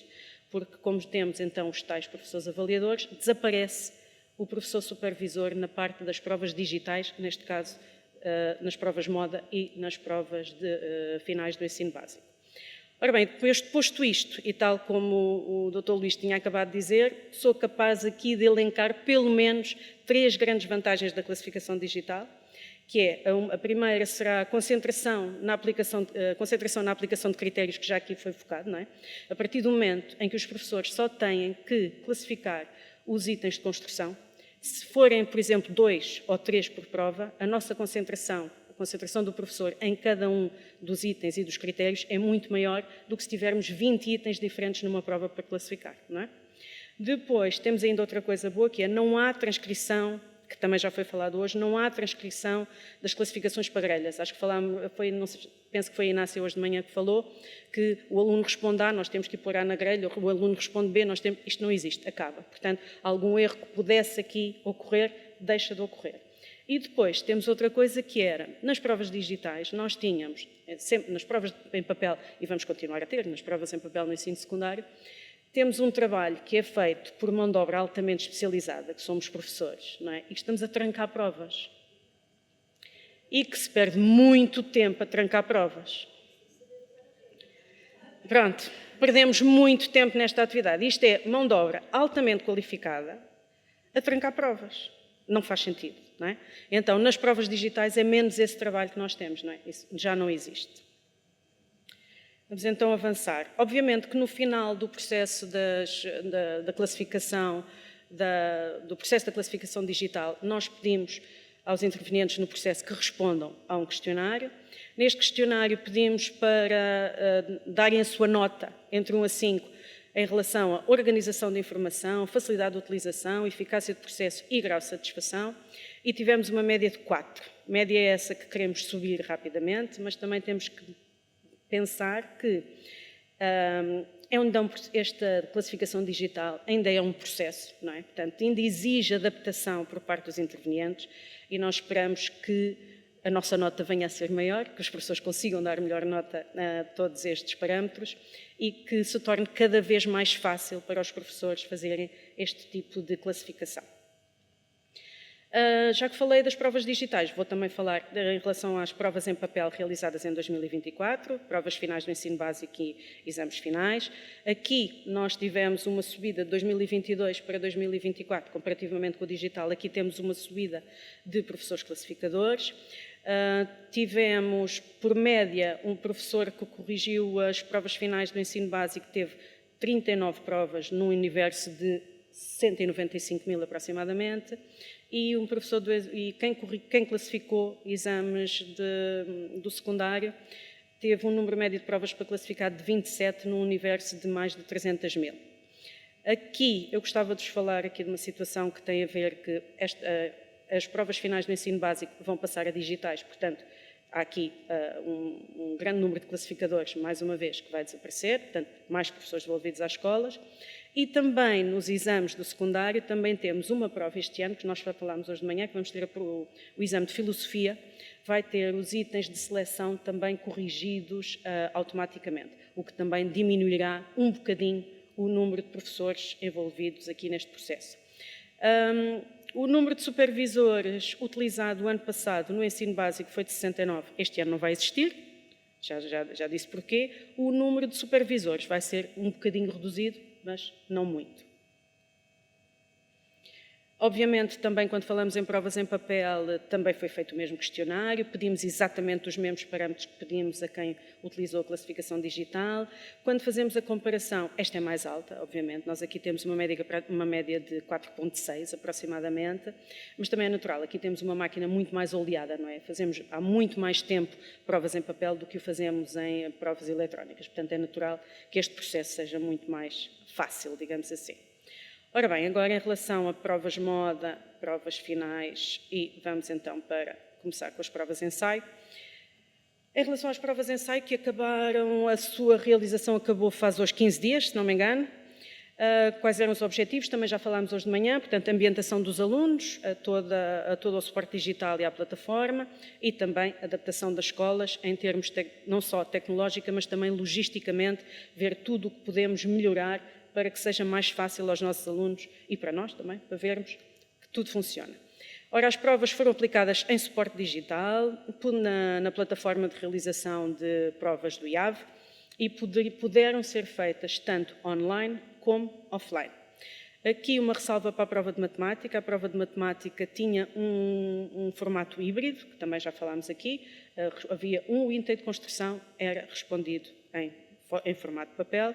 Formato de papel esse que depois todas essas folhinhas foram digitalizadas para a sua classificação. Ora bem, então aqui, novamente números, já temos números das nossas provas de ensaio, temos aqui cerca de 357.158 provas de ensaio realizadas no quarto ano, cerca de 350.000 no sexto e 194.241 no nono ano, o que prefaz um total de 900.956 provas de ensaio realizadas já este ano. Em relação à classificação, a classificação destas provas é feita na plataforma de classificação e supervisão do IAV e, novamente, já sabemos, a classificação é automática, apenas a classificação dos itens de construção é feita manualmente. Também já falámos aqui várias vezes, o tal item do nono ano, que foi feito em formato de papel, todas essas folhas foram digitalizadas e a classificação também acaba por ser eletrónica. Pretende-se que os resultados das provas de ensaio sejam devolvidos às escolas até ao final deste mês. Pronto, a classificação ainda está a acontecer. Novamente, números. Temos aqui o número de classificadores envolvidos no processo das provas de ensaio. Nós tivemos cerca de 5.000 classificadores para as provas de quarto ano, tivemos cerca de 4.300 classificadores para as provas do sexto e tivemos quase 3.900 nas provas do nono ano. Aqui uma ressalva que, em relação agora ao que vai acontecer no final do ano letivo, tanto em termos de provas de moda e em termos de provas finais do ensino básico, o número vai ser muitíssimo mais reduzido. Por exemplo, vamos pensar, se no sexto ano nós temos 3 provas, e se aqui tínhamos 4.312 classificadores envolvidos, vamos ter nas provas de moda no sexto ano, vamos ter apenas, se tivermos 3 provas, teremos 150 professores envolvidos. Portanto, aqui uma redução muito grande. Em relação às provas, novamente, em relação às provas de moda e às provas finais, como já disse, e como já dissemos aqui várias vezes, elas vão ser aplicadas na plataforma. A prova final do ensino básico 92 vai ter novamente formato híbrido. Os itens de seleção vão ser classificados automaticamente e os de construção classificados manualmente e então realizados por um grupo de professores avaliadores, que vão ser então os nossos especialistas, não é? Por todas as razões que eu já elenquei anteriormente, e que vão permitir a confidencialidade da prova, que também já foi mencionado hoje de manhã nas apresentações, tanto da Inácia como do António, já falámos sobre esta confidencialidade das provas. Atenção que, para esta nova função dos avaliadores, vai ser dita às escolas que estes professores os professores que forem avaliadores, vão ter um trabalho muito exigente. Não é? Se nós vimos que ali tínhamos 5.000 professores classificadores a fazer o trabalho, a classificar as provas de ensaio do 4º ano, e se agora vamos ter só 150, estes 50 avaliadores vão ter muito trabalho. Portanto, obrigatoriamente, estes avaliadores vão ter um trabalho muito exigente e vão ter que ter menos trabalho na escola enquanto estiverem a fazer esse trabalho de serem avaliadores. Vão ser especialistas e tal como eu disse, vamos ter cerca de 50 por prova, para tentarmos manter ao máximo a confidencialidade. Quanto aos resultados das provas, também já foi aqui falado pelos meus colegas hoje de manhã, portanto, os resultados das provas de moda, quantitativos e qualitativos, vão ser devolvidos à escola no início de setembro, enquanto que os das provas finais do ensino básico vão ser devolvidos em 2 momentos. O primeiro, qualitativo, vai ser, o quantitativo vai ser entregue à escola em julho, já que os alunos para terem a certificação do ensino básico precisam de ter esta nota, e depois no início de setembro então a escola receberá os relatórios. Para finalizar, vou só dizer-vos o que é que a DSFS, a Direção de Serviços de Formação e Supervisão, fez em termos de formação. Nós, em 2023 e 2024, em termos de formação, temos feito, ao longo do tempo, muita formação que permite aos professores uma especialização em diferentes dimensões da avaliação.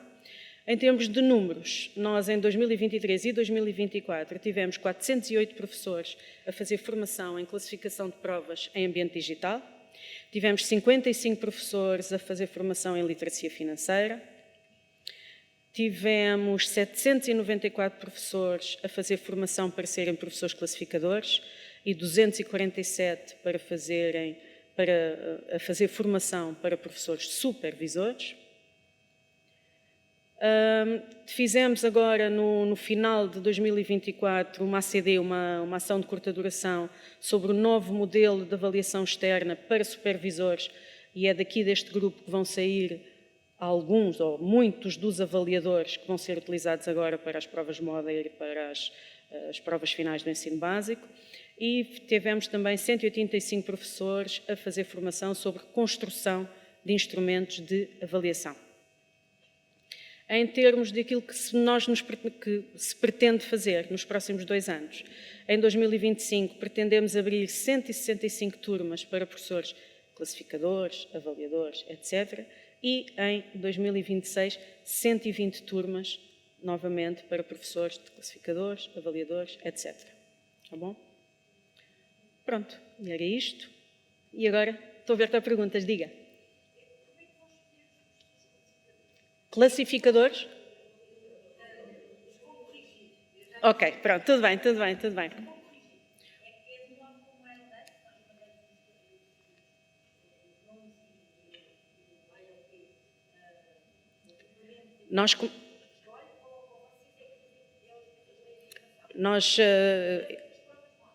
Pronto, exatamente. Nós já iniciámos esse processo.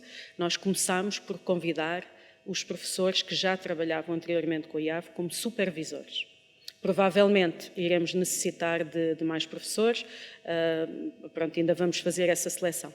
Mas quem estiver interessado pode sempre mandar dizer que está interessado.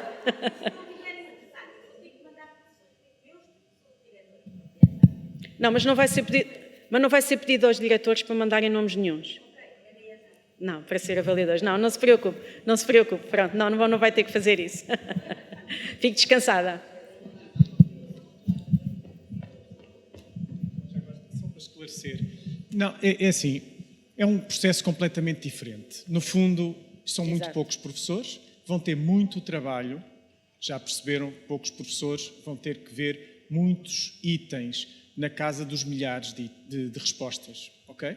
Não tem nada a ver com o trabalho de um professor classificador médio que vê no secundário cerca de entre 30 a 40 provas, mais ou menos, a média é por aí, não é? 30, 40. Exatamente. 27 a média. Não, mas é as médias, sabe como é que é, não é? Não, nós aqui pomos a média, não é? E as médias têm sempre esse problema. A média é aquele indicador estatístico que serve para esconder os dados, não sei se já percebeu. Exatamente. Pronto, mas posto isto, estes que nós chamamos avaliadores de propósito para distinguir do trabalho de classificação normal que vai continuar a existir no ensino secundário, ok? É aquela bolsa de classificadores em que os diretores mandam para o Júri Nacional de Exames. Exato. Apesar de tudo, vamos precisar de menos quando conseguirmos digitalizar todas as provas do ensino secundário. Este ano vamos experimentar com a filosofia. Exato.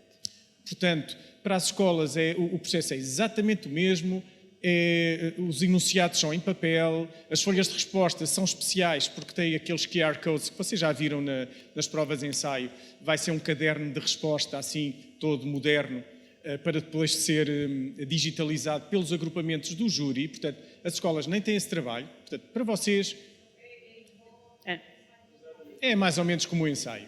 Exatamente. Portanto, depois de digitalizado, o processo é todo feito online. Os classificadores, que ainda vão ser cooptados da forma tradicional, no secundário, vão trabalhar a partir de casa, ou de onde quiserem, ou da escola, tudo na plataforma, porque as provas estão lá digitalizadas. Escolhemos a filosofia porque é uma disciplina que normalmente há exames em todas as escolas, mas também não são muitos exames em cada escola. Portanto, serve perfeitamente para esta testagem e a ideia é, para o ano, se tudo correr bem, para o ano, todos os exames nacionais serem, depois de feitos em papel, tudo igual, serem digitalizados e a classificação ser online. Ou seja, vai acabar com aquela história do trancar as provas, isso deixa de existir completamente.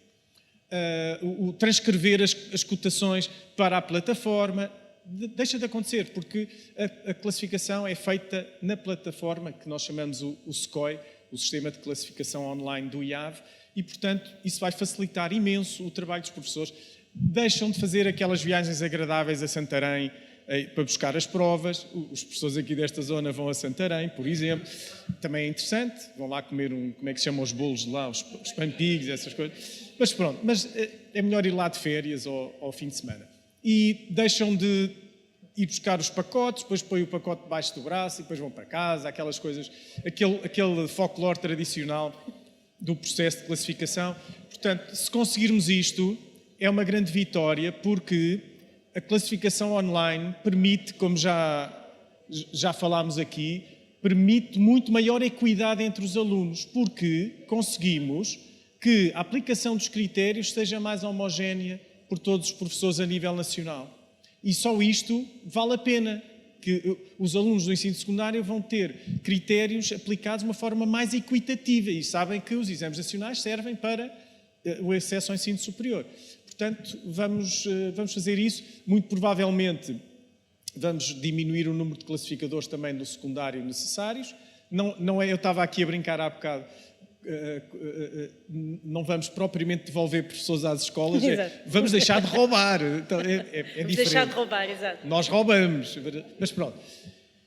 Ou seja, só para terminar, os avaliadores das provas moda e das provas finais de ciclo são convidados por nós, a maioria são os antigos supervisores, é totalmente voluntário, só pode ser, mas também eles estão completamente dedicados àquele trabalho. A única coisa que eles não podem falhar na escola são as atividades letivas e as reuniões de avaliação, mas isso ninguém pode ser dispensado dessa tarefa. Tudo o resto, eles não podem, não é diminuir o trabalho, não podem fazer mais nada na escola. Mas espera. Já levanta, mas eu tenho que terminar isto. Estes professores não podem fazer mais nada, mas há uma quantidade deles que nós não roubámos à escola. Deem o trabalho a esses.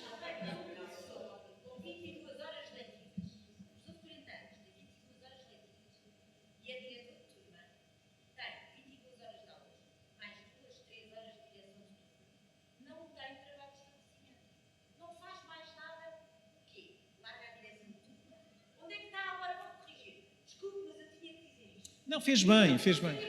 Eu sei, não, fez bem, ouçam, não se preocupem, porque isto é um trabalho voluntário. É um trabalho voluntário, sim. Exato. E são remunerados para isso, com certeza. Exato.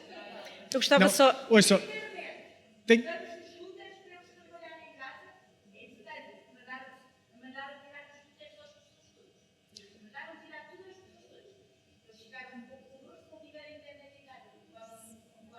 Sim.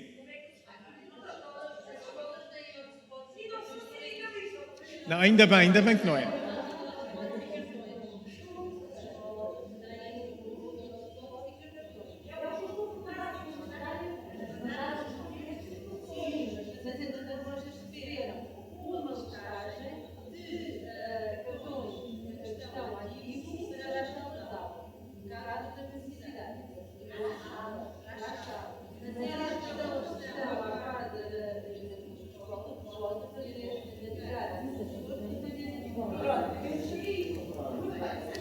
Muito bem. Seja como for, estas equipas de avaliadores, que são realmente muito mais restritas, vão ter um trabalho incomparavelmente maior do que um classificador normal, claro. Têm uma remuneração como já tinham como supervisores. Os supervisores eram remunerados também, mas ninguém enriquece nisto, atenção. É uma coisinha...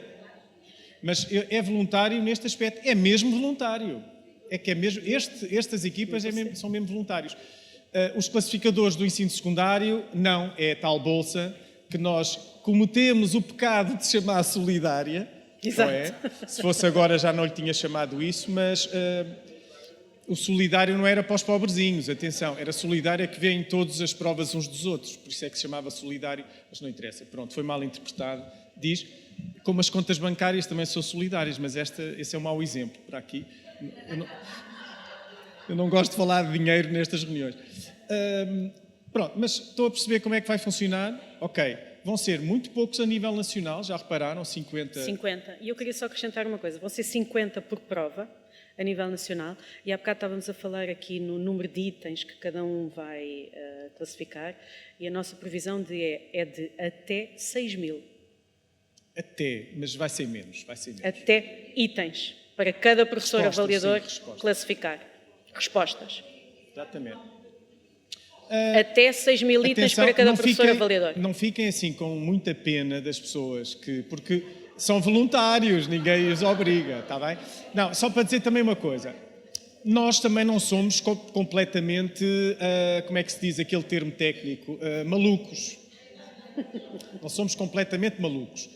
Nós já testámos isto. Já testámos este processo com a prova 87, não foi? 86 em 2000. Não. O ano passado. Foi 87, matemática, do 8º ano. Não. Aconteceu-nos uma coisa, quando os professores estavam a classificar a prova, era a prova da frição de matemática, foi há 2 anos, penso eu. Houve uma série de itens, uns milhares fortes de itens, que não foram distribuídos pelos professores classificadores ditos normais. E chegámos a uma fase em que, descobrimos que foi um erro da plataforma. E ninguém tinha, como é que eu ia dizer, outro termo técnico, ninguém tinha lata para chegar no final do processo e, olha, tomem lá mais uns... Estão a ver estes problemas? Pronto. E então, o que é que nós fizemos? Juntámos lá dentro uma equipa de gente da matemática e cada um viu 6.000 itens. Exatamente. 6.000. E ninguém ficou doido. Tiveram tempo suficiente, têm que ter tempo para fazer este trabalho. Não é exatamente aqueles 10 dias úteis, mais os fins de semana, que eu sei que os professores, nós não podemos dizer, mas os professores depois trabalham ao fim de semana, aquelas coisas todas. Mas são 10 dias úteis, tem que ter mais. Podes dizer? Podes, sim. Sim. E, portanto, nós testámos. Conseguiram ver cada um deles 6.000 itens em, penso que 15 dias, a continuar o seu trabalho lá no IAV. Sim. 10 dias. Exatamente. Portanto, a questão é, o processo é muito mais rápido, porque eles estão especializados num item ou dois. Aquilo é sempre sempre a andar. Não contando com aquelas respostas que estão a zero, outras que são óbvias, que está tudo mal. Portanto, não são exatamente aqueles 6.000. Portanto, nós experimentámos e, portanto... Mas pronto, como todos os processos, vamos ver como é que funciona. E penso que vai funcionar bem. E tu querias dizer qualquer coisa, não é? Então vá. Eu não disse na formação dos supervisores, mas agora tenho que dizer. Eu fui classificadora aqui há muitos anos. Aqui há muitos anos. Eu já virei muito frango, já perceberam, não é? Em 2015, para aí, fui gestora nacional do projeto dos exames de Cambridge, que era uma coisa que eu na altura não podia dizer a ninguém, senão linchavam-me. Literalmente, do PET. Exatamente, do PET. O PET. Ouça, nem vou comentar. Eu tinha uma turma de 9º ano nesse ano, tinha os miúdos, todos miúdos, que não eram exatamente miúdos socioeconomicamente favorecidos e que iam ficar com uma certificação internacional sem pagar, porque eram todos alunos da ASE, e ficaram a ver navios. Mas eu não vou por aí, nem quero falar disso. Mas eu, na altura, era não só a gestora nacional do projeto, como era, ao mesmo tempo, team leader, ou seja, aquilo que nós chamamos de supervisora da classificação, e classificadora. E a mim, a própria máquina vai-nos especializando, porque na altura havia mais itens de construção do que nós temos, portanto eram pelo menos 2 itens de escrita no PET e mais alguns de construção que tinham a ver com a compreensão do oral, portanto aquilo era classificado por nós, com uma chave, mas era por nós. E a própria máquina, que vai distribuindo os itens e vai aferindo a reliability, portanto a fiabilidade da classificação das pessoas, vai percebendo que se um determinado classificador é fiável ao cumprir os critérios, vai especializando os classificadores. E a mim, por exemplo, foram-me calhando apenas respostas extensas. Eu lembro-me que na altura, e depois acaba por ser um bocadinho viciante, porque eu era assim, começava às 8 da manhã, ligava ao computador, ligava-me à plataforma e começava a classificar e a verificar classificação, porque eu também tinha essa parte, verificar a classificação e resolver problemas de classificação dos meus formandos. Mas eu começava para aí às 8 da manhã e dizia assim, vou classificar 2 horas e depois vou fazer não sei o quê. Quando dava por mim era meio-dia. E o que aconteceu é que eu, no espaço de pouco mais de uma semana, para aí 8 ou 9 dias, eu classifiquei quase 2.000 respostas extensas, ou seja, textos com alguma dimensão, direi pelo menos 12, 13 linhas, sem problema nenhum, porque os critérios a gente vai interiorizando. Ao fim de 10 respostas, a gente já sabe aplicar aqueles critérios. E agora reparem, no 4º ano, reparem, um item de construção para miúdos de inglês de 4º ano não tem 12 linhas, certo? Porque eles não conseguem, coitadinhos, não chegaram aí ainda. Portanto, nós também temos que ter um bocadinho a noção, temos que ter a noção das proporções e das realidades. Eu tenho experiência pessoal nisso e vou-vos dizer, não quero outra coisa. Ainda bem que eu nunca fui classificada. Fui de alemão há muitos anos. Mas nem quero. Muito bem. Elsa, muito obrigado. Bom, e terminamos, não foi, o nosso seminário. Tem uma questão.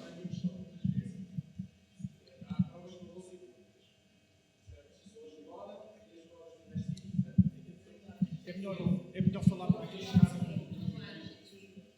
Filipe Vintém, agrupamento de escolas temporárias de Tomar. Pronto, o que eu percebi, há provas que não vão ser públicas, as provas finais de ciclo, e os miúdos podem pedir reapreciações dessas provas. É isso que eu quero saber. Então, é uma dúvida completamente legítima e importante. As provas não são públicas, as do 9º ano, as moda não há problema nenhum porque não há reapreciação. Estas, como são certificadoras, têm a questão de legalmente, é obrigatório, os alunos têm direito de pedir reapreciação. É uma questão legal, administrativa. O CPA, Código de Procedimento Administrativo, obriga a dar a possibilidade de o cidadão pedir ou fazer uma reclamação a uma decisão administrativa de alguém. Neste caso é a mesma coisa. Portanto, apesar de serem não públicas, vamos fazer um sistema, quer dizer, eu digo vamos, que é o Júri Nacional de Exames, é que pensou, tem as cabecinhas lá pensadoras, e o que vai acontecer é isto. Há uma série de alunos que têm reapreciação automática, ou seja, qualquer aluno que a sua classificação interna baixe por via da prova final, ou seja, o aluno teve 3 de CIF e teve 1 na prova final, acontece, baixa para 2. Este é logo automaticamente reapreciado. Mesmo aquele que baixa de 5 para 4, porque teve 5 na CIF e 4 na prova, e 3 na prova, baixa para 4, é automaticamente reapreciado por outros professores. Pronto. E então essa reapreciação funciona assim. São só os itens de construção, porque os outros não há reapreciação possível, está tudo certo, obviamente. O que acontece é que os itens são dados a outros professores. Se o segundo professor corroborar o primeiro, fica ali o processo, está feito. Um professor pode se enganar, eventualmente, mas 2 enganarem-se ao mesmo tempo, já não acredito muito e, portanto, é um processo que tem a credibilização é que são 2 professores que viram aquele item, portanto, fecha ali. Se por acaso o segundo não corrobora com o primeiro, acontece também, temos que pedir a um terceiro, ok? Portanto, há uma tripla classificação. Agora o terceiro, espero que corrobore um primeiro ou o segundo. Já aconteceu não corroborar com nenhum. Depois eu tive que chamar, na minha outra vida, fui do Júri Nacional de Exames, não sei se sabiam disso, mas então tivemos que chamar 3 especialistas que eu conhecia, que sabia que eram altamente, e foram lá, decidam-me isto, e eles lá decidiram pelo do meio. Pronto, não sei se foi... Era um... Não, foi um que deu... Foi geometria descritiva. O primeiro deu 10, o aluno ficou furioso. O segundo deu 19, o aluno ficou esfuziante. Não estou a brincar. O aluno ficou... Geometria descritiva. O aluno ficou esfuziante, só que quando há esta diferença tem que ir a um terceiro. Certo? Sabem disso. E até o terceiro deu 14. E eu, por amor de Deus, que ninguém se entende aqui. Então lá chamei dois colegas que eu sei que são muito bons e chegaram lá, acharam, não, é o 14. Eu não sei se foi porque era a do meio, mas era menos polémico. Bom, seja como for, estas são automáticas, o aluno... Nada. Não há consulta de nada. Nem da resposta deles, nem do enunciado. Portanto, estas são as automáticas. A escola não tem trabalho nenhum com isto, porque isto é automático, nem os alunos. Não, é logo. O programa, o ENEB, detecta logo estas coisas e nós mandamos depois logo para a classificação. Apesar de tudo, existe o pedido normal entre aspas, porque eles não vão fazer alegação nenhuma, porque não veem a prova. Bom, e, portanto, esses alunos podem pedir, olha, reapreciem-me a prova. Pronto, é assim. Estão a ver? Sem consultar. Tudo bem, é possível. Agora, podem-me dizer, então, mas os pais, sem ver a prova, vão acreditar que aquilo está bem? Vamos lá ver. Tem que acreditar, porque nós, quando fazemos uma reapreciação, estamos a envolver vários professores no processo. Não é natural, temos mesmo de mudar de mentalidade. Não é natural termos... um erro pode acontecer na aplicação de critérios.